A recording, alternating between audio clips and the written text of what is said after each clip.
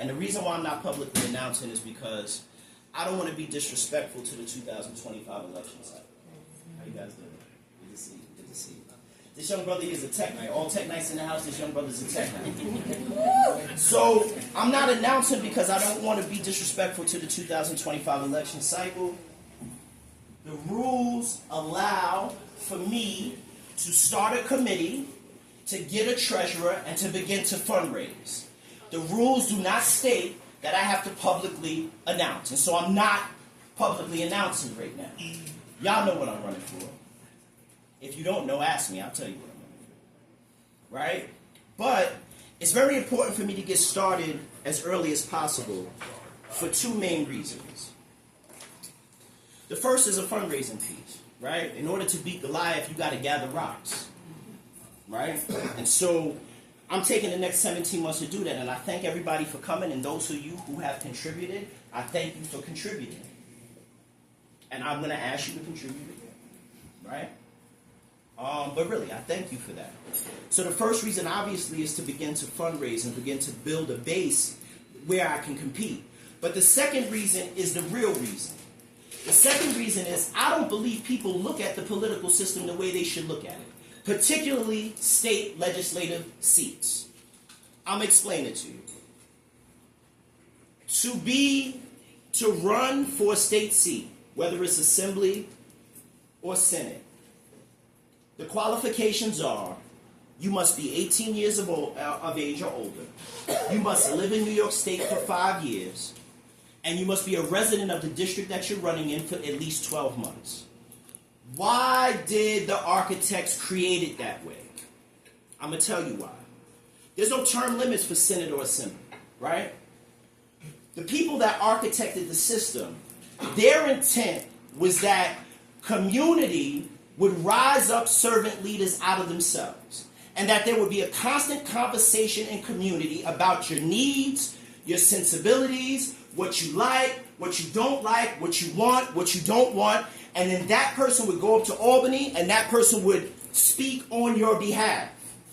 When they're sitting in the seat, they're speaking for Osei, they're speaking for Jada, they're not speaking for themselves. They are not they're not the shit. It's not main character syndrome. The person in that seat reflects all of us and our needs, right?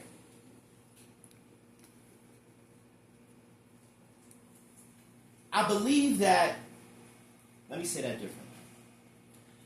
I think it's time from a community standpoint that we take up this practice a little bit differently. I see the work of a state, I'm about to tell you what I'm about to run for. Relax. I see the work of an elected official as a servant leader, right? And as someone who grew up with the Nguzo Saba, I see the work of a servant leader as Ujima, collective work and responsibility. I will build and maintain my community. I will make my brothers and sisters' problems my problems, and I'll work on those problems together. That's what this work is. It's Ujima. It's collective work and responsibility. We've forgotten that as a community. Nowadays, we have electeds that take cues from other than us. Nowadays, we have situations where electeds run unopposed. I don't believe that should ever be the case. And I don't believe the architects of it allowed it to be the case. They didn't believe that that was the case. They believed that every 2 years, you as the community would challenge the person sitting in the seat to be accountable for what it is they are doing for you. And if you think that they're doing a good job, then you will continue to vote them in. And if you don't think they're not doing a good job, then you won't vote them in. We need to begin to re-educate our community on this pathway. Because that seat, any seat, is your seat. It's not theirs. It's yours. People say all power to the people, and they use it as a cliche. Oh, it's not cliche. We have been giving away our power as community because, number one, we don't talk enough.